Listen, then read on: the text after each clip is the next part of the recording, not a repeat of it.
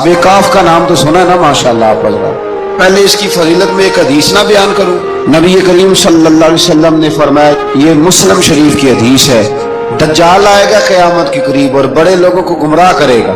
तो हुजूर ने फरमाया जो सूरह कहफ की 10 आयात जुबानी याद कर ले ना, वो दज्जाल के फितने से बच जाएगा। अल्लाह तौफीक अता फरमाए। इस सूरह मुबारका की आयत नंबर 9 से असहाब काफ का जिक्र शुरू होता है। असहाब कहफ, जब हजरत ईसा अलैहिस्सलाम को अल्लाह करीम ने चौथे आसमान पे बुला लिया ना, तो दिकियानूस नाम का एक बादशाह हुआ बनी इसराइल के अंदर, बड़ा जालिम था। उसने गुमराही फैला दी और जो लोग माज़अल्लाह कुफ्र और शिर्क नहीं करते थे उन्हें कत्ल करवा देता। तो 7-8 नौजवान अपना ईमान बचा के भागे। ओ हो अल्लाह, सारी दुनिया माल बचा के भागती, वो 7-8 नौजवान अपना ईमान बचा के भागे कि ये हमें कहीं कुफ्र की तरफ न लौटा दे। तो जाके एक गार के अंदर चले गए, तो एक कुत्ता भी उनके साथ हो गया।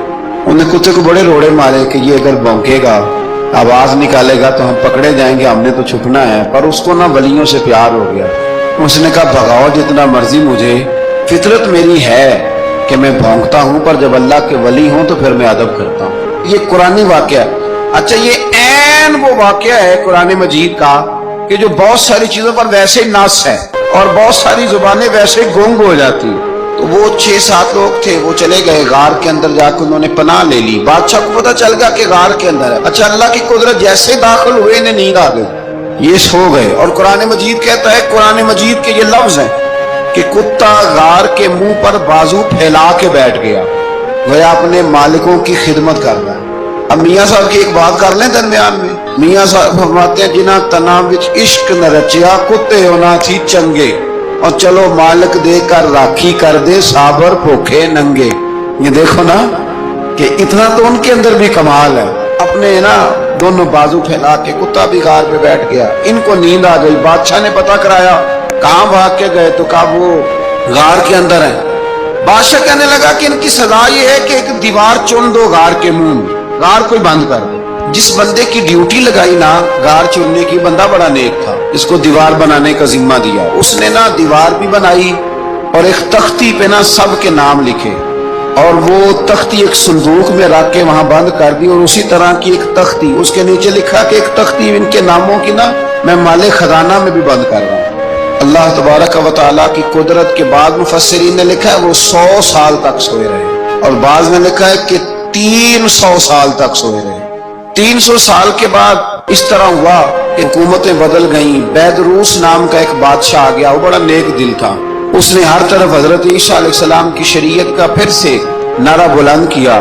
अब ना कुछ लोग ऐसे थे जो मुनकर हो गए थे कि मरने के बाद दोबारा कैसे उठेंगे। बादशाह एक दिन हुजरे में गया, जाके दुआ मांगी, या अल्लाह कोई ऐसी बात दिखा जिससे लोगों का ईमान पक्का हो जाए। इस तरह के बादशाह हुआ करते।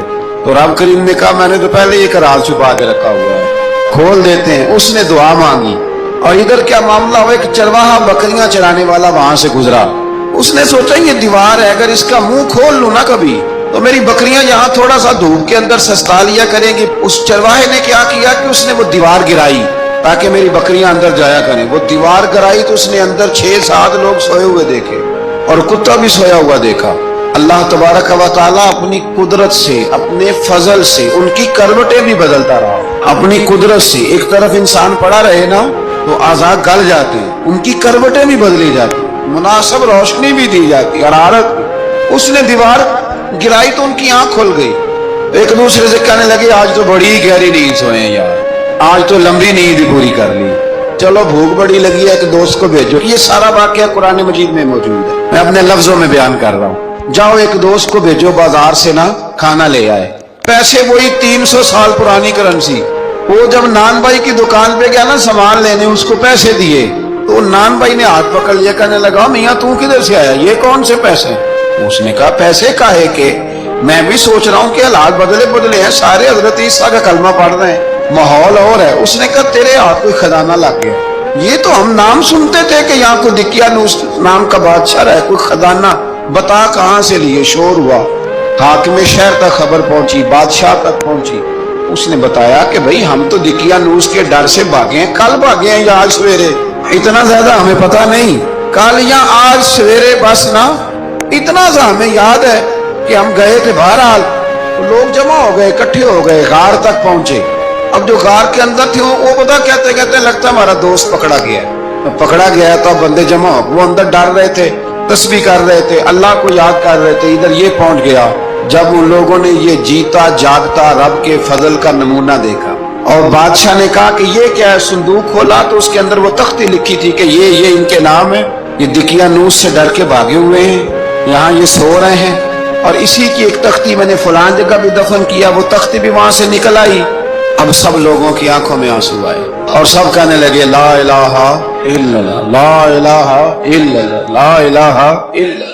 سب کہنے لگے ان اللہ علی کل شیء قدیر. جب ان کی بات پوری ہو گئی, لوگوں کے ایمان پختہ ہو گئے, تو اصحاب کہف کہنے لگے کہ ہمیں اب اجازت ہے, ہم پھر دوبارہ غار میں جاتے ہیں.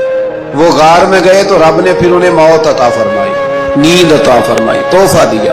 بادشاہ نے پھر اس کے آگے دیوار بنائی اور وہاں بادشاہ نے ایک مسجد تعمیر کرا دی, لوگ زیارت کرنے جاتے. یہ اصحاب کہف کا ذکر ہے.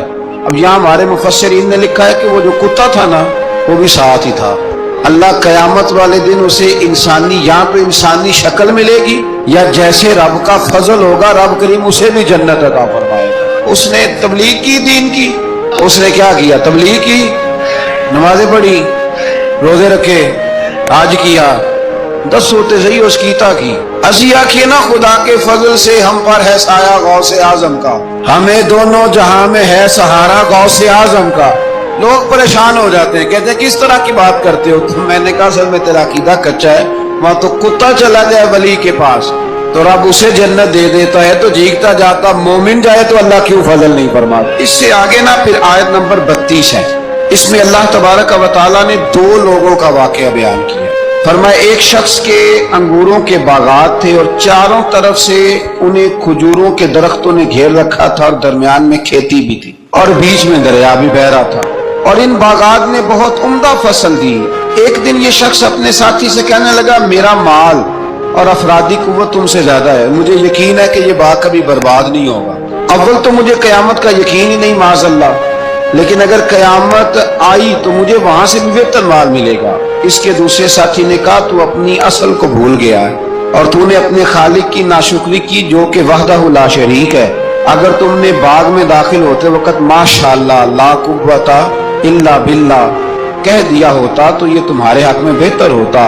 اگرچہ مال اور اولاد میں تم سے کم ہوں, لیکن میرا ایمان یہ ہے کہ اللہ تعالیٰ مجھے اس سے بہتر نعمت عطا کرے گا, اور آسمان سے کوئی آفت آئی اور تمہارا باغ تباہ و برباد ہو جائے گا, یا اگر اس کا پانی زمین میں دھس گیا تو پھر تم اسے تلاش نہ کر پاؤ گے. بالآخر اس شخص کا باغ برباد ہو گیا.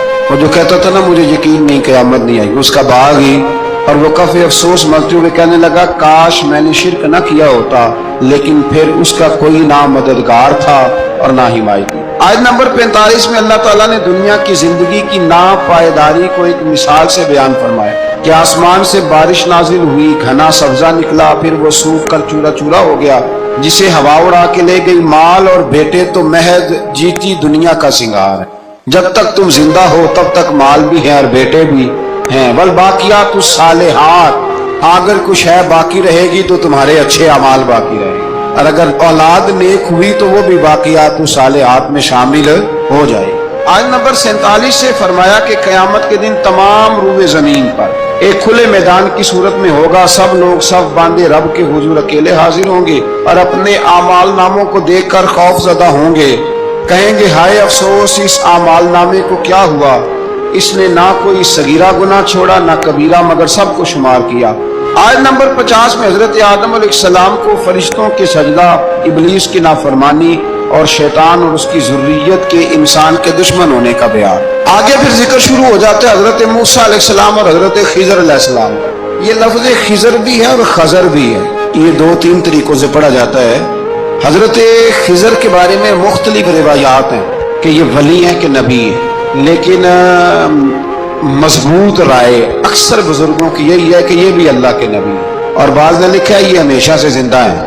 یہ 2 اللہ کے نبی حضرت الیاس علیہ السلام اور حضرت خضر علیہ السلام, یہ دونوں ہر سال حج میں بھی جاتے ہیں, کیونکہ ایک روایت ملتی ہے کہ محبوب کریم علیہ السلام حج پہ گئے تو فرمایا میں الیاس اور خضر کو پہاڑوں سے اترتے ہوئے دیکھ رہا. تو جن کو اللہ نے کھلی آنکھیں دی ہوتی ہیں پھر انہیں زیارت بھی ہوتی ہے. उन्हें ये नजर भी आते हैं। हजरत खिजर अलैहिस्सलाम को अल्लाह ने इल्म लदुन्नी अता फरमाया। ये इल्म लदुन्नी अल्लाह जिसको अपने पास से अता कर दे उसको इल्म लदुन्नी कहते हैं। हजरत मूसा अलैहिस्सलाम एक दिन तकरीर करते हुए किसी ने पूछा कि आप सबसे बड़े आलिम हैं, फरमाया अल्हम्दुलिल्लाह। अल्लाह करीम ने फरमाया नहीं है मूसा कलीम आपसे बड़े बड़े भी हैं।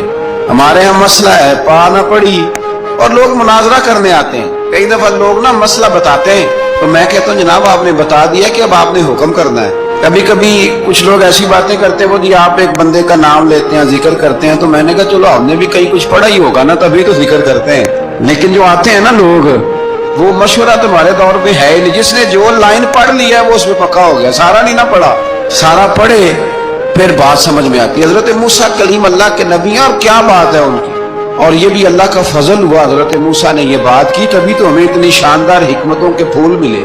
ये भी हजरत मूसा का ही कमाल है। तो हजरत मूसा ने कहा कि अल्लाह वो जो मुझसे बड़ा है आलिम है वो कहाँ मिलेगा जिससे मैं हिकमत की बात सीखूं। तो फरमाया जहाँ मजमाउल बहरान है ना दो दरिया मिलते हैं वहां वो मिलेगा। हजरत मूसा कलीम से अल्लाह ने फरमाया कि जाओ जहां दो दरिया मिलेंगे ना वहां तुम्हें वो शख्स मिलेगा। तो या अल्लाह मैं किस तरह, फरमाया ज़ादिरा साथ ले जाओ खाने पीने का सामान। हजरत मूसा कलीम ले गए, मछली भी ले गए। फरमाया ये मछली जहां तुम्हारे बर्तन से निकल के दरिया में दाखिल हो वहां दरिया में शिगाफ पड़ जाएगा, वहां वो तुम्हें शख्स मिलेगा। हजरत मूसा ने अपने खादिम हजरत यूशा बिन नून अलैहिस्सलाम को भी साथ लिया। ये बाद में हजरत मूसा अलैहिस्सलाम के जानशीन हुए। ये दोनों सफर पे निकल गए, एक जगह पे पहुंचे जहां पहाड़ था साथ दरिया भी था, उसके नीचे आराम करने लगे। हजरत मूसा कलीम सो गए तो यूशा बिन नून अलैहिस्सलाम मौजूद थे। मछली झट से निकली दरिया में दाखिल हो गई, वहां रास्ता भी बन गया। अब उठे हजरत मूसा कलीम, जब उठे तो फरमाया चलो चले। थोड़ा आगे जाके फरमाया भूख लग रही है खाना तो निकालो। उन्हें याद आया, कहने लगे हुजूर मछली तो दरिया में चली गई थी। फरमाया तूने बताया नहीं, वही तो हमारी मंजिल थी जहाँ मछली दरिया में गई।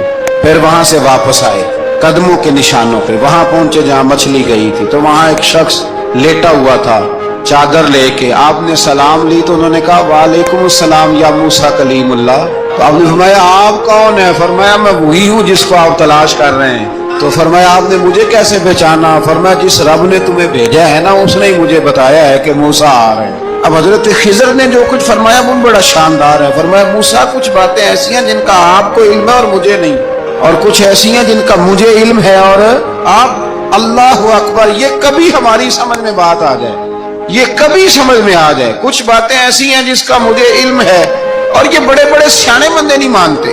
बड़े बड़े मैं आलिम हूं जी, तो आप आलिम हैं मियाँ एक शोबे के, लेकिन बहुत सारे दुनिया में शोबे हैं ना। दीन के आलिम का दर्जा सबसे बड़ा है, लेकिन कानूनी मुशावरत करनी है तो आप वकील से करें। गाड़ी के बारे में पूछना है तो किसी मैकेनिक से पूछें, लेकिन आप बन के ना बैठ जाएं। फरमाया जिसका आपको इल्म है मुझे नहीं, और जिसका मुझे इल्म है में से आपको नहीं। तो कहा मैं फिर आपके साथ रहना चाहता हूँ और मैं वो सीखना चाहता हूँ जो आप बता रहे हैं। हजरत खिजर फरमाने लगे सब्र कर लेंगे मेरे साथ, ये सबसे मुश्किल काम है। यानी हर बात की तो यहाँ लोगों को वजाहत चाहिए। खांसे भी तो आपको बताना पड़ेगा खांसे क्यों, हंसे भी तो आपको बताना पड़ेगा हंसे क्यों। भाई बुजुर्ग हैं, बुजुर्गों की बातों में हिकमतें होती हैं, लेकिन हम हिकमत की तरफ जाने को तैयार नहीं होते। हमें तो फौरी तौर पे जवाब चाहिए, हाल चाहिए। हजरत मूसा अलैहिस्सलाम जनाब खिजर के साथ चले। फरमाया सब्र करूंगा, मैं चलता हूँ आपके साथ। दरिया के करीब गए कश्ती में बैठने के लिए, तो कश्ती वालों ने हजरत खिजर को पहचान लिया, बगैर किराए के सवार कराया। और जब पार उतरने लगे तो हजरत खिजर ने कश्ती का एक तख्ता ही तोड़ दिया। हजरत मूसा कहने लगे ये आपने क्या किया? उन्होंने नेकी की, आपने तख्ता तोड़ दिया। फरमाया आपको कहा था ना आपने सब्र नहीं करना। फरमाया चलो मैं सब्र करूंगा। थोड़ा आगे गए तो एक नौजवान लड़का, अभी छोटी उम्र है, वो मिला। हजरत सैयदना खिजर अलैहिस्सलाम ने उसे कत्ल ही कर दिया। फरमाने लगे आपने कत्ल ही कर दिया? एक कुरान मजीद है भाई। मैं कभी कभी सोचता हूँ ये हम किसी दरवेश की बात सुनाते तो बंदे अड़ जाते। फतवे निकलते कि ना निकलते? मेरा ख्याल है हर मस्जिद से निकलते, और फतवे एक एक जितने मस्जिद में नमाजी होते सबके हाथों में फतवे होते। कत्ल कर दिया, कत्ल ही हो गया बंदा। तो हजरत सैयदना मूसा अलैहिस्सलाम फरमाने लगे आपने कत्ल ही कर दिया। फरमाया मैंने कहा था ना आपने सब्र नहीं करना। आप फरमाने लगे चलो अगर अब मैं बोला ना तो बेशक आप मुझे अलहदा कर दीजिए। हजरत मूसा कलीम अब बोला तो अलहदा कर दे। एक बस्ती में दाखिल हुए, बस्ती के लोगों से पानी मांगा तो उन्होंने पानी भी न दिया, आराम करने को जगह भी न दी। पर वहां एक दीवार गिर रही थी, حضرت خضر علیہ السلام نے سیدھی کرنی شروع کر دی، ساری دیوار بنائی تو حضرت موسیٰ کہنے لگے کن لوگوں کی خدمت کر رہے ہو جنہوں نے پانی بھی نہیں دیا، انہوں نے پانی تک نہیں پوچھا. فرمانے لگے بس بھئی آپ نے وعدہ کیا تھا کہ اب بولیں گے تو بے شک علیحدہ کر دیں، آپ بولیں اب آپ کا اور میرا ساتھ زیادہ نہیں چل سکتا، آپ بولیں. جو بول پڑے نا غلامی کرے تو رستے لمبے چلتے ہیں، اور جو بولے نا جس کو وضاحتیں چاہیے ہو وہ غلام نہیں ہوتا، اس کے ساتھ پھر باتیں لمبی. ہاں تو آنکھ بند کر کے چل، ہاں آزم جاتے لائیے ہی نہ تجھے لائیے تھے، اور پھر آنکھ بند کر کے پیچھے چل کے بات ختم ہو گئی. حضرت خضر علیہ السلام نے جب کہا نا کہ اب آپ کا وعدہ ختم ہو گیا، فرمایا میں آپ کو جانے سے پہلے حکمت بتاتا ہوں، یہ وہ علم ہے جو اللہ نے مجھے اپنے پاس سے عطا فرمایا، یہ وہ ہے جو علم لدنی ہے.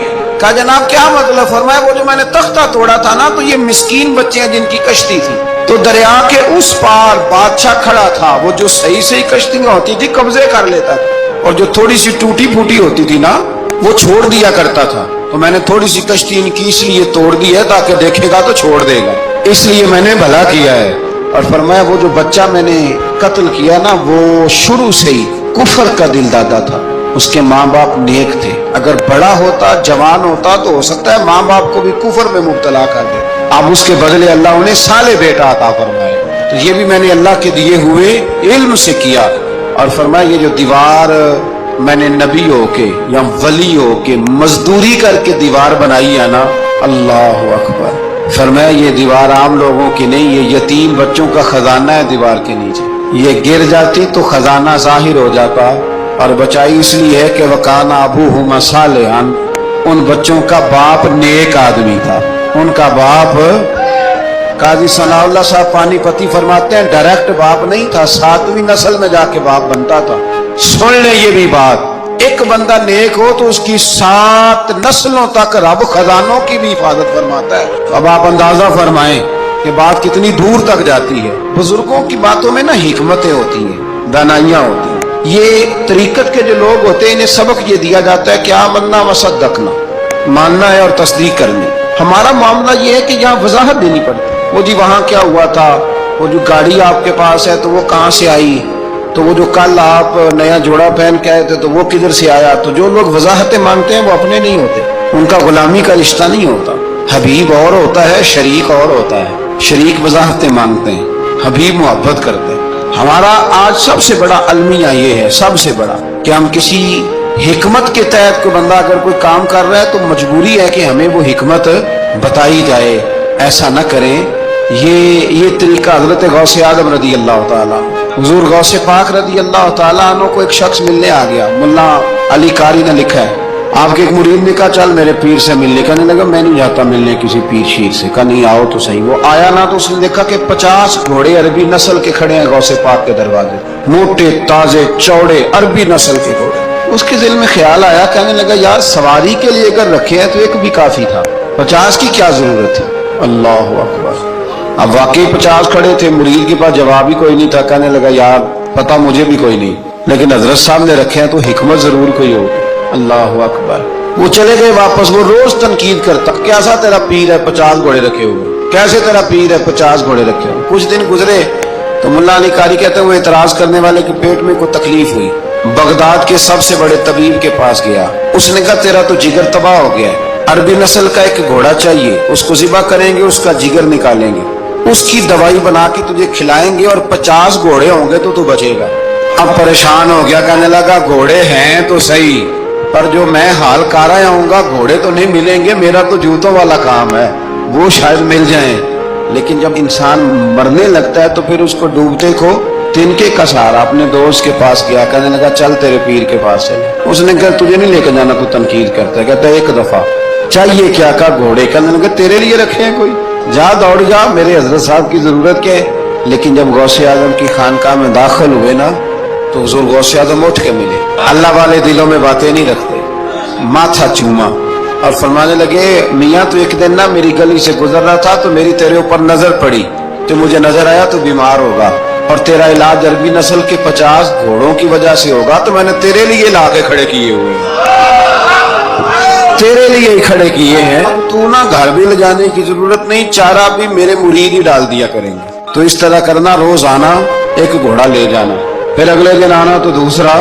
وہ خدا کے بندے تیرے لیے رکھے تھے، تو تنقید کر رہا ہے۔ اللہ کے بندے پردہ پوش ہوتے ہیں، ہاں شرط یہ ہے کہ وہ بندہ صالح ہو، دیندار ہو، وہ والا پیر نہ ہو جو نماز بھی نہ پڑھے اور گھوڑے 15 رکھے ہوئے ہوں اس نے، وہ والا معاملہ نہ ہو۔ تو میرے عزیز یہ یاد رکھیں کہ اللہ تبارک و تعالیٰ کا بندہ جب آپ کا روحانی علاج کرتا ہے نا، روحانی علاج سے مطلب جادو ٹونے کا علاج نہیں، روحانی علاج وہ ہوتا ہے کہ میرے گناہوں کا علاج ہوتا ہے، حسد، بغض، کینہ، عداوت، یہ نکل جائے۔ تو وہ کچھ ایسے نسخے بتاتا ہے جو سمجھ میں مرید کی نہیں آتے، لیکن وہ ضروری ہوتے ہیں۔ انہی نسخوں کو استعمال کرنے سے انسان کا فائدہ ہوتا ہے۔ جی کرنے والے لوگ ہمیشہ کامیاب رہتے ہیں، وہ ماں باپ کے آگے کریں، استاد کے آگے کریں، شیخ کے آگے کریں۔ اور جن کو وضاحتوں کی ضرورت ہوتی ہے، ہاں ایک شرعی بات ضرور ہے، وہ ضرور سن لیں۔ اگر آپ کو کہیں کوئی شرعی قباحت نظر آئے جو قرآن و سنت سے ٹکراتی ہو، تو وہاں پر فرض ہے آپ اپنے مرشد سے پوچھیں۔ کتنی بڑی بات کر رہا ہوں، یعنی جو چیز قرآن و سنت سے ٹکرا رہی ہو اس کی وضاحت طلب کرنا ضروری ہوتا ہے، اور جو دین سے نہ ٹکرائے اس پر آپ وضاحتیں پوچھتے ہیں، تو پھر اس کا مطلب ہے کہ آپ علاج کرانے میں سنجیدہ نہیں ہیں۔ اللہ تعالیٰ قرآن مجید کو سمجھنے کی توفیق